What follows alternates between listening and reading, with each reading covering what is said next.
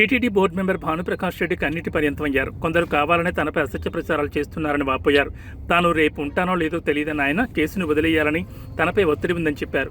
తనకు వ్యక్తిగతంగా ఎవరిపైనా కోపం లేదని క్లారిటీ ఇచ్చారు. కోట్ల మంది భక్తులు ఆరాధించే శ్రీవారికి అన్యాయం జరుగుతుందని పోరాటం చేస్తున్నారంటూ భావోద్వేగానికి గురయ్యారు. అందరికీ నమస్కారాలు. మిత్రులారా, చాలా సంతోషం. వెంకటేశ్వర స్వామికి అన్యాయం జరిగితే, వెంకటేశ్వర స్వామి క్షేత్రానికి అన్యాయం చేస్తే మేము ఉన్నామని చెప్పి ఇంతమంది పెద్దలు ఇక్కడ రావడానికి చాలా అసలు నేను వారికి శిరస్సు ఉంచి నమస్కరిస్తున్నా. నేను రేపు ఉంటానో లేదో నాకు తెలియదు, ఎందుకంటే విపరీతమైన ఒత్తిడి ఉంది.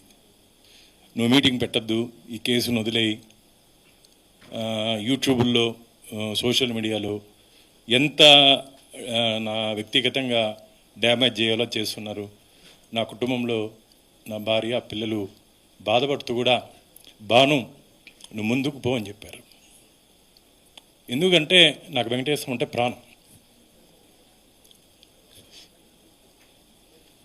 గత 20 సంవత్సరాలుగా అక్కడ ఏం జరిగినా వెంకటేశ్వర స్వామికి కాపలా కుక్కగా నేను పనిచేస్తున్నా. చాలా బాధగా ఉంది.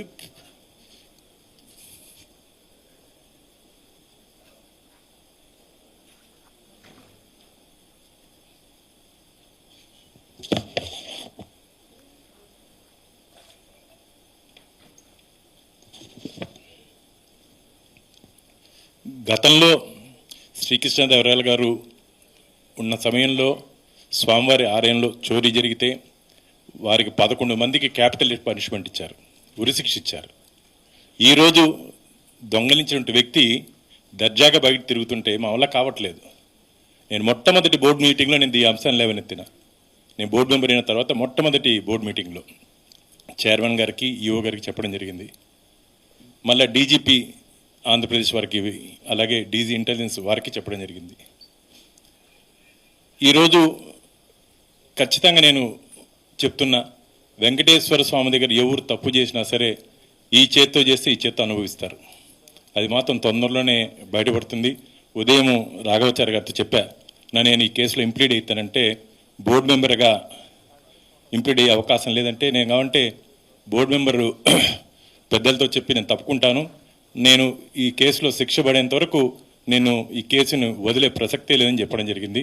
మా రవణ విశ్వ పరిషత్ రవణ చెప్పారు, బాను నువ్వు ఉండాలి లోపల, ఇలా ఏదన్నా జరిగితే బయట తెచ్చే అవకాశం పోతుంది, కాబట్టి నువ్వు ఉండాలి అక్కడ, ఏ విధంగా ఫైట్ చేయాలో మనం అందరం కలిసి ఫైట్ చేస్తామని చెప్పి వారు నాకు భరోసా ఇవ్వడం జరిగింది. నేను మీడియా మిత్రుల ద్వారా ఒకటే చెప్తున్నా, నాకు వ్యక్తిగతంగా ఎవరి మీద కోపం లేదు, వ్యక్తిగతంగా నేను ఎవరికి శత్రువు కాదు. కానీ నాకు వెంకటేశ్వర స్వామి క్షేత్రం పట్ల, అక్కడ జరుగుతున్న అన్యాయాల పట్ల, ఇన్ని కోట్ల మందిలో ఆ స్వామివారు నాకు అవకాశం ఇచ్చాడని చెప్పి నేను భావిస్తూ ఈ పోరాటం చేస్తున్నాను తప్ప నాకు ఎవరి మీద వ్యక్తిగతంగా ద్వేషం లేదు మిత్రులారా.